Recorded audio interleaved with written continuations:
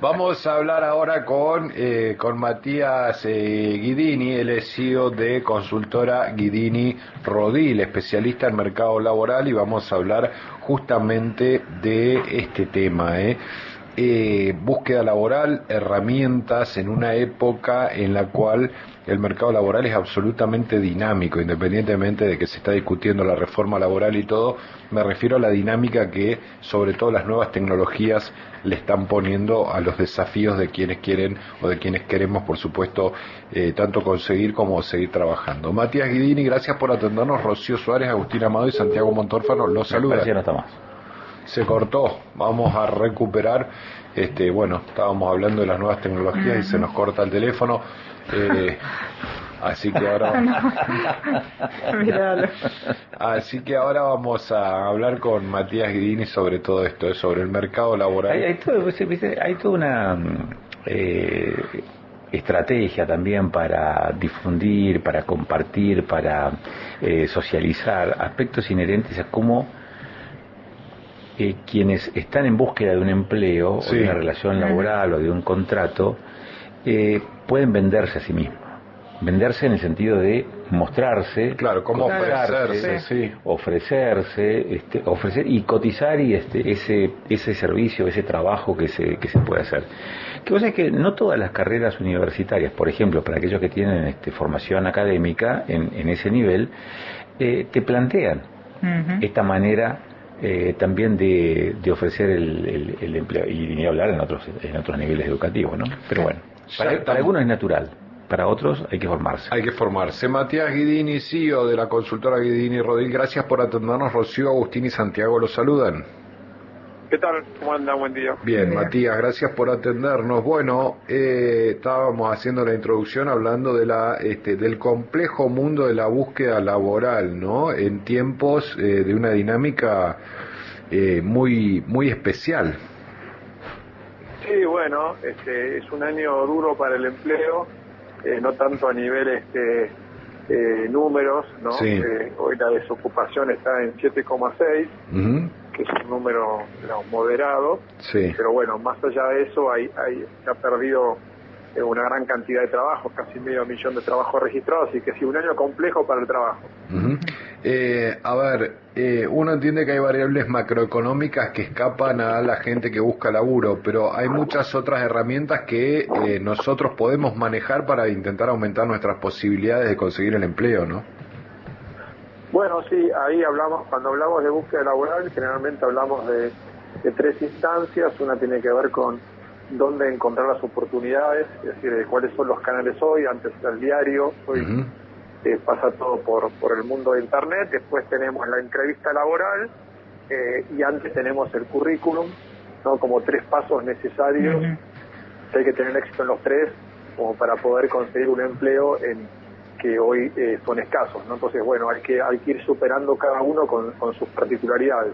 Está bien tener un LinkedIn, yo tengo uno, como creo que hicimos casi todos en su momento, después te cuesta actualizarlo y demás, pero claro, ¿es un camino ese tener LinkedIn u otras herramientas digitales? Bueno, a nivel digital, como bien decís vos, tenés tres grandes grupos. Uno son los portales de empleo, sí, ¿no? Donde hay un par que son los más conocidos, donde bueno, es un portal que reemplaza el antiguo diario y uno puede encontrar diferentes oportunidades laborales. Uno se carga con un perfil laboral y después aplica al que le interesa.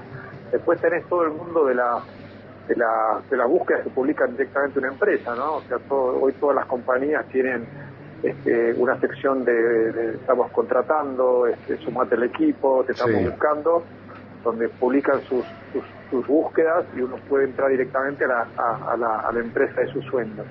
Y después tenés el mundo de las redes, donde ahí tenés, como decías vos, LinkedIn, que es la red social, mejor dicho, es la red profesional por excelencia, donde si bien hay un contenido social, tiene un uso eminentemente profesional y donde, bueno, uno tiene un perfil y yo diría que sí, que hoy es un lugar donde uno sí o sí tiene que estar.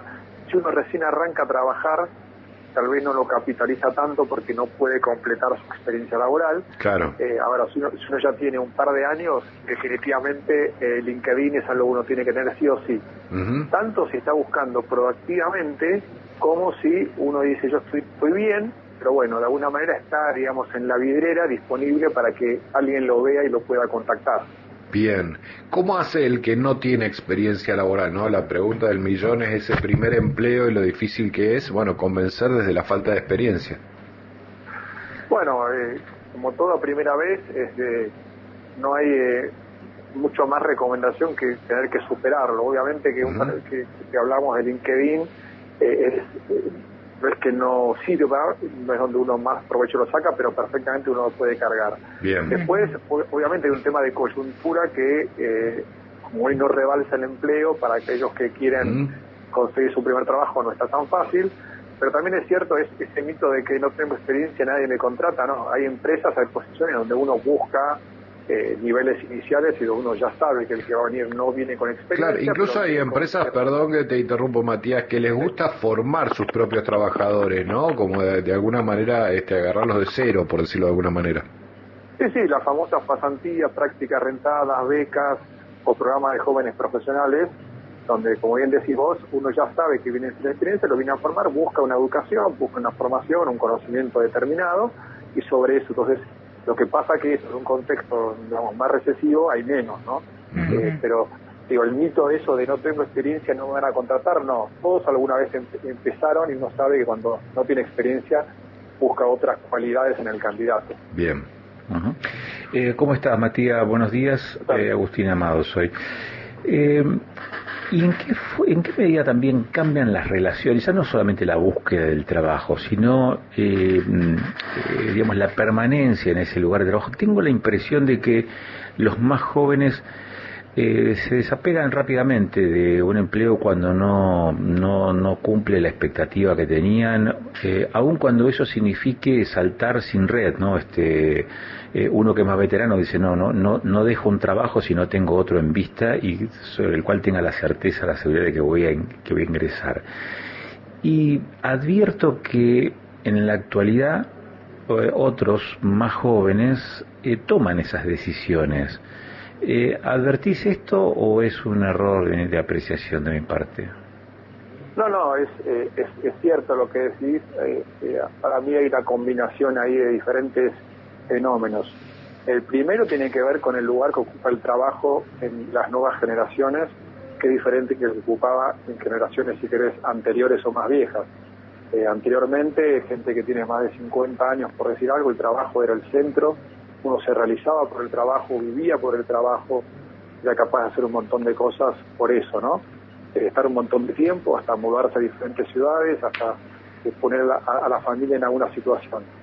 En las nuevas generaciones el trabajo tiene otro lugar, no es el centro, es un eje más, junto con los amigos, la familia, no sé, el estado físico, la sociedad, la comunidad. Entonces deja de ser el centro y como deja de ser el centro, digamos, tiene menos importancia.